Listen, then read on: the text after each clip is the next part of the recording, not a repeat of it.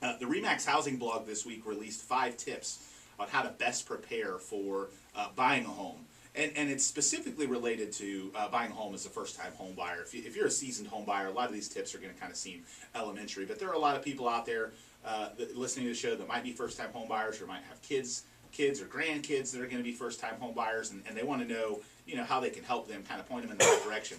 So how do you prepare? First thing is, you want to know what your credit report says. You need to know what your score is, because there are minimum scores that you've got to stay above. If your score's above 700, you're probably in pretty good shape. Pay down debt. This may seem like a no-brainer, but if you've got a lot of debt, your debt-to-income ratio could cause you to not be able to qualify for a loan. Build a down payment.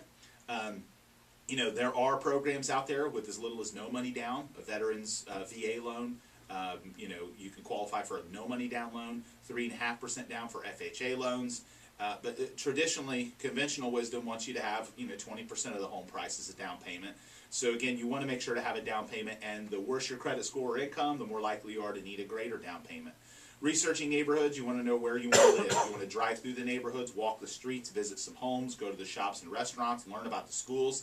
Even if you don't have kids, you want to know about the schools because they impact your resale value. And then finally, getting pre-approved, an absolute must. If you're going to start shopping for homes, you have to be pre-approved for a mortgage. In some instances, home sellers won't even want you in the house before you're pre-approved. And realtors certainly don't want to take you out and show you a bunch of homes if you don't show the ability to purchase. Otherwise, they're wasting a lot of their valuable time.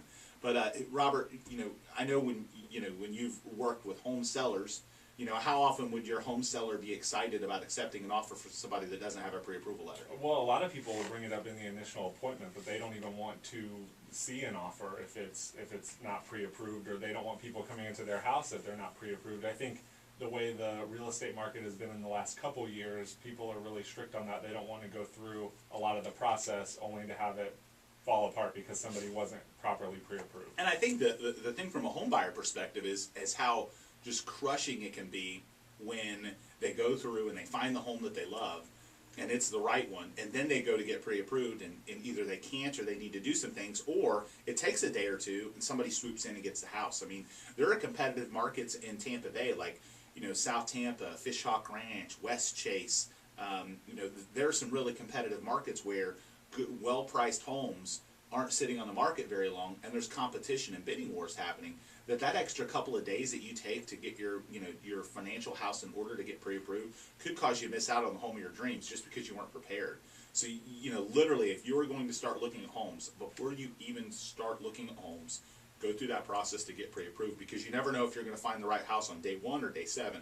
And the worst thing is finding it on day 1, being ready to act, and then losing out. And we've dealt with that countless times where consumers have come to us literally in tears because they've lost the home of their dreams because they didn't follow the right process. And I think people are usually surprised that pre-approval can be a pretty quick process. It's not something that's going to drag out. I mean, it's something that's going to tell you where you're going to be. You'll feel more comfortable because you'll know what price range you're shopping, what payment range, and that sort of thing. And I think, again, you still have to go through the entire loan process. I mean, you got to go through providing a lot of financial information. Those are all things that happen after the pre-approval. The pre-approval is kind of like a screening. It's kind of like verifying your credit, verifying some of the basic measurable data. The rest of the stuff that happens after that, there's still a lengthy underwriting process, but all of that doesn't have to happen for you to get pre-approved. I mean, you need to speak to a good mortgage lender. You need to give them your information, and that's pretty much kind of it. And so again, you're listening to the Duncan Duo Real Estate Show here on 970 WFLA, brought to you by FBC Mortgage. We're excited that FBC Mortgage is going to be joining us on the show every week from now on. They're going to be on the show answering your mortgage questions, talking to you about news in the mortgage industry, and being a really great partner in our radio shows going forward. And they'll start on the show next week, and we'll be talking to them about mortgages on the show next week, and then every week that anyone has a question, they can certainly call us and talk to FBC Mortgage about mortgages.